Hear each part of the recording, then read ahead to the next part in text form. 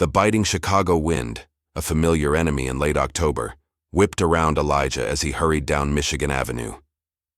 The worn fabric of his gray hoodie offered little protection, but it was comfortable, familiar. He'd had it for years. A gift from his grandmother, and the faded Chicago State University logo was a reminder of dreams partially realized, a degree started but not finished. Elijah wasn't headed to a lecture hall, though. He was going to the Gilded Cage, high-end department store known more for its extravagant displays and snooty clientele than reasonable prices. He needed a new winter coat. His old one, inherited from his grandfather, had finally given up the ghost, succumbing to a particularly nasty run-in with a spilled coffee cup on the L.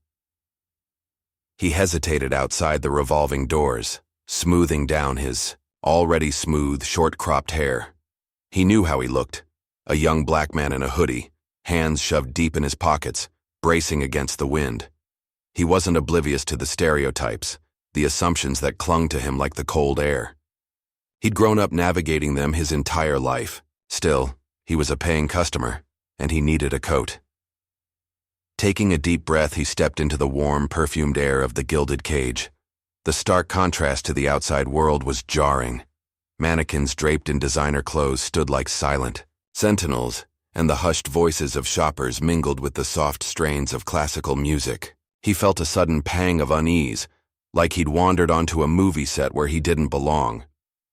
He wandered through the men's outerwear section, trying to ignore the prickling sensation of being watched. The coats were beautiful, luxurious, and priced accordingly. He ran a hand over a supple leather jacket, admiring its craftsmanship, but quickly recoiled at the thought of the price tag. He'd have to stick to something more practical, more affordable. He was drawn to a rack of wool coats, their rich colors and sturdy construction promising warmth and durability. As he examined a navy blue number, a sales associate approached. Her name tag read Brenda. She was a slender woman in her late 40s, impeccably dressed in a tailored suit, her blonde hair perfectly coiffed. Her smile seemed practiced, almost strained. "Can I help you find something, sir?" she asked, her voice polite but lacking warmth. "Yes, I'm looking for a winter coat," Elijah replied, returning her smile. "We have a wide selection," Brenda said, her eyes flicking over his hoodie. "Perhaps something in our clearance section?" Elijah's jaw tightened. He hadn't said anything about his budget, but her implication was clear. He wasn't the type of customer who could afford the finer things. "I'm looking for something warm and durable," he said, trying to keep his voice even. "Something that will last." Brenda's smile didn't waver, but her eyes narrowed slightly. "Of course. May I see your wallet by chance?" Elijah's blood ran cold.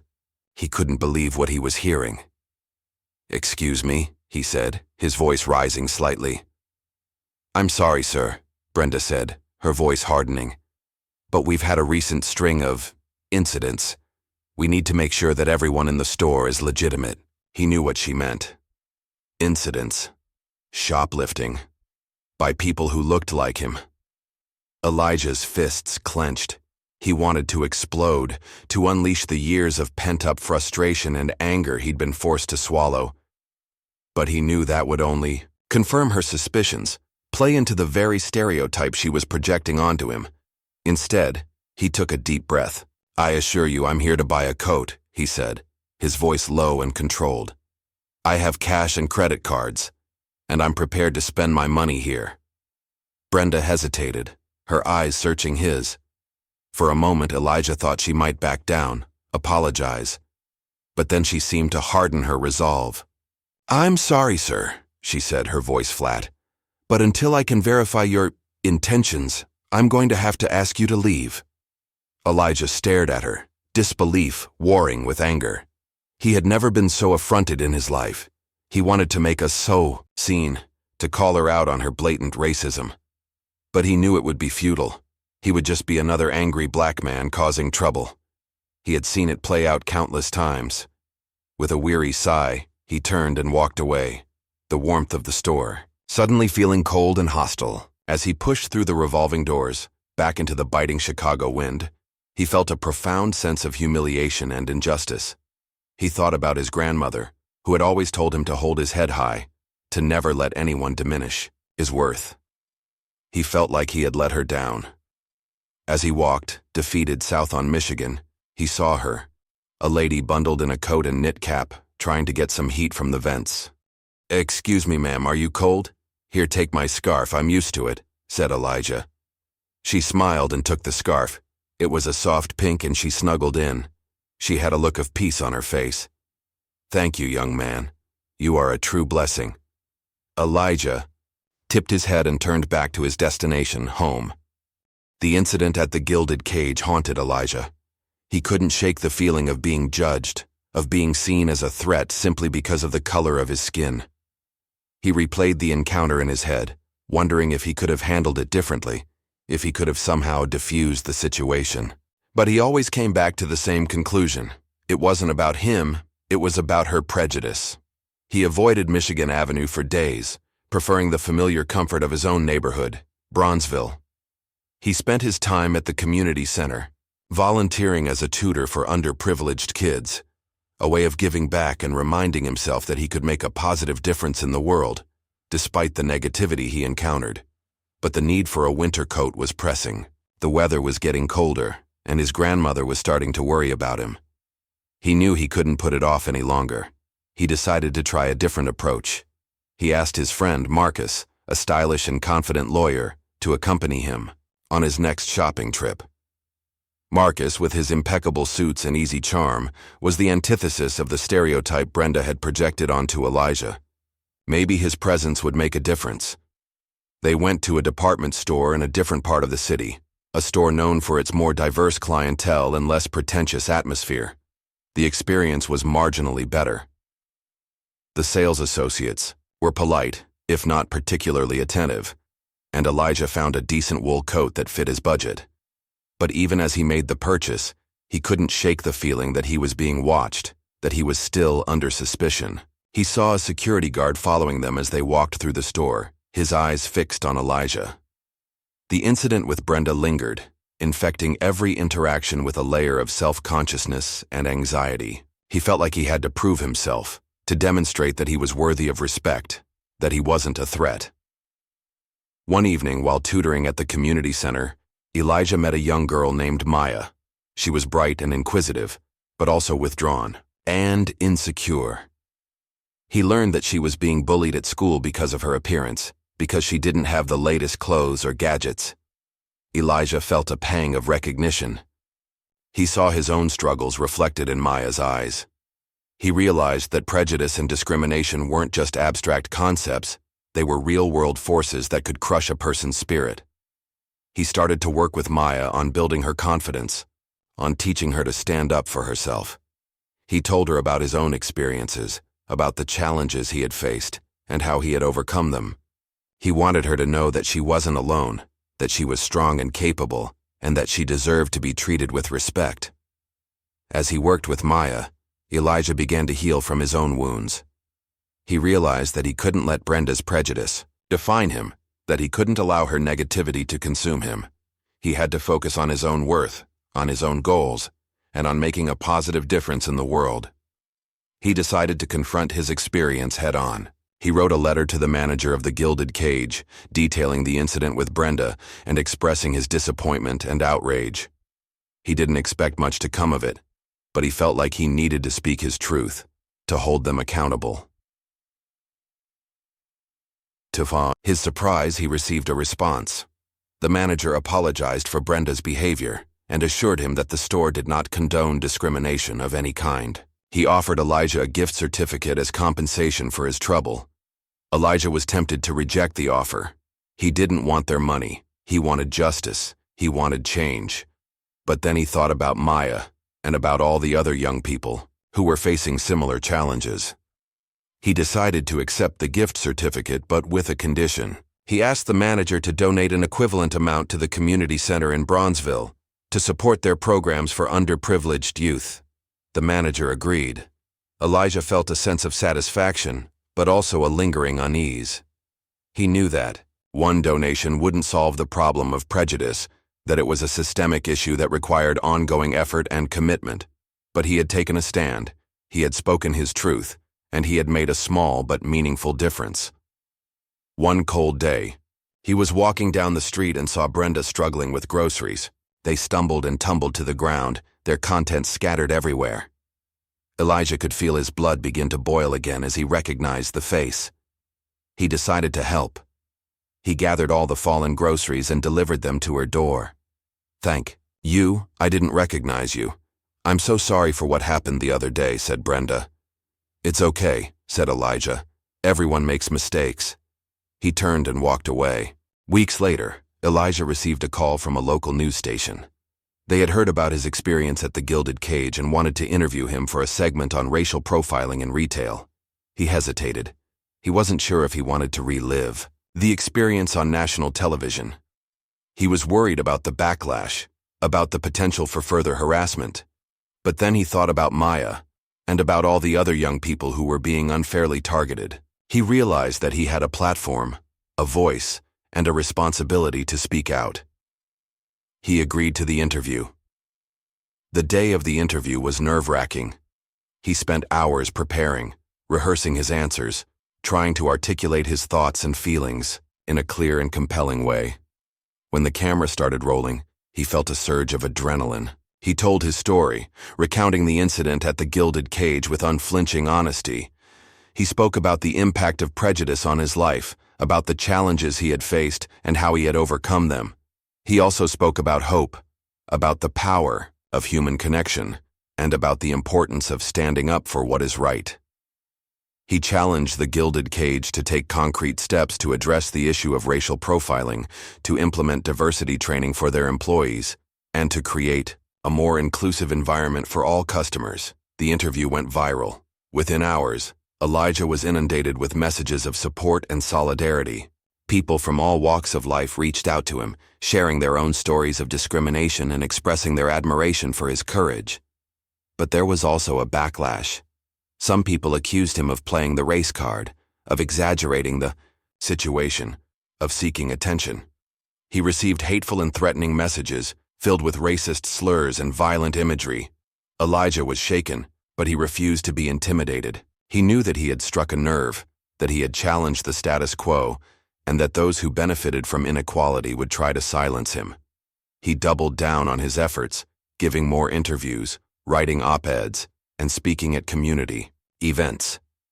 He became a vocal advocate for racial justice, using his platform to amplify the voices of others who had been marginalized and silenced. Meanwhile, the Gilded Cage was facing mounting pressure. Customers were boycotting the store, employees were staging protests, and the media was relentlessly reporting on the controversy. The store's management initially tried to downplay the incident, issuing vague statements about their commitment to diversity and inclusion. But as the pressure intensified, they realized that they had to take more decisive action. They fired Brenda. The firing was met with mixed reactions. Some people celebrated it as a victory for racial justice, while others criticized it as a symbolic gesture that didn't address the root causes of the problem. Elijah himself was conflicted. He didn't want Brenda to lose her job, but he also believed that she needed to be held accountable for her actions. He hoped that her firing would send a message that prejudice and discrimination would not be tolerated. The Gilded Cage then offered Elijah a public apology, a chance for a sit-down meeting, and pledged to implement a comprehensive diversity training program. He agreed to the meeting, not for himself, but for all the other people who had been subjected to similar treatment. The meeting was tense. The CEO of the Gilded Cage, a stern-faced woman named Ms. Harding, expressed her regret for the incident and assured Elijah that the store was committed to creating a more inclusive environment. Elijah listened intently, but he remained skeptical. He had heard similar promises before, from other corporations that had been caught in similar scandals. He challenged Ms. Harding to go beyond words and take concrete action. He urged her to invest in community programs, to hire more people of color, and to actively combat prejudice and discrimination in all its forms. Ms. Harding agreed to his demands, but the climax came when Brenda reached out to Elijah, begging for forgiveness, sharing that she was struggling to find new employment. "You ruined my life," she cried. "Now what am I supposed to do?" Elijah, hearing the genuine despair in her voice, was hit by a wave of empathy. He realized she had a family to feed, bills to pay. He looked within himself and found compassion where anger had resided. He extended a hand and asked, "What do you want?" "I want to change," she exclaimed. "I want to be a better person." Elijah, surprised by Brenda's sincerity, decided to help her. He used his newfound platform to advocate for restorative justice, arguing that simply punishing individuals wasn't enough. He suggested that Brenda could make amends by volunteering at the community center, by learning about the experiences of marginalized communities, and by actively working to combat prejudice. Ms. Harding, impressed by Elijah's compassion and commitment to justice, offered Brenda a position as a diversity and inclusion trainer, contingent on her successful completion of a rigorous training program. Brenda accepted the offer, humbled and grateful for the opportunity to redeem herself. She threw herself into the training, immersing herself in literature on racial justice, attending workshops on implicit bias, and engaging in difficult conversations with people from different backgrounds. She reached out to Elijah, thanking him for his forgiveness and support. She shared her journey of self-discovery, her growing understanding of the impact of prejudice, and her determination to become an ally. Elijah was encouraged by Brenda's progress, but he remained cautious. He knew that change wasn't easy, and that it required ongoing effort and commitment. He continued to advocate for systemic change, pushing for policies that would address the root causes of inequality and create a more just and equitable society. He worked with local organizations to implement anti-bias training in schools and workplaces, to promote affordable housing and economic opportunities in marginalized communities, and to challenge discriminatory practices in the criminal justice system. The Gilded Cage, under Ms. Harding's leadership, began to transform. The store implemented a comprehensive diversity and inclusion program, hiring more people of color, promoting diverse vendors, and creating a more welcoming environment for all customers. The store also partnered with the community center, donating resources and providing mentorship opportunities for underprivileged youth. Elijah saw the positive impact of these changes in his own community. He saw young people like Maya gaining confidence and excelling in school. He saw families thriving in affordable housing, and he saw a growing sense of hope and possibility. While the changes were small, they were significant. They represented a step forward, a move towards a more just and equitable future. He found himself walking down the street, and he saw the pink scarf he gave to the lady months before. It was old and ragged, but still had that pink glow. Years passed. Elijah continued his work as a community organizer, a beacon of hope and change in Bronzeville. He never forgot the incident at the Gilded Cage, but it no longer defined him. It had become a catalyst, a turning point in his life, a reminder of the power of resilience and the importance of standing up for what is right. Brenda, too, had undergone a profound transformation. She became a passionate advocate for diversity and inclusion, traveling the country to share her story and to train others on how to combat prejudice. She and Elijah became unlikely allies, working together to promote understanding and empathy. They spoke at conferences, led workshops, and shared their experiences with audiences across the country. One day, Elijah and Brenda returned to the Gilded Cage. They were invited to speak at a company-wide training session, to share their perspectives, and to inspire the employees to create a more inclusive environment. As they stood on the stage, facing the employees, Elijah felt a sense of closure. He had come full circle. He had transformed a moment of humiliation and injustice into an opportunity for growth and change. He looked at Brenda standing beside him, her eyes filled with sincerity and compassion. He knew that she had truly changed, that she had learned from her mistakes, and that she was committed to making a difference. He smiled. The message was clear. Prejudice is a powerful force, but it can be overcome. With courage, compassion, and a commitment to justice, we can create a world where everyone is treated with respect and dignity, regardless of their race, their background, or their appearance. The ending emotion was one of hope, the idea that even from the darkest places, humans can change, heal, and find a common purpose, even in Chicago.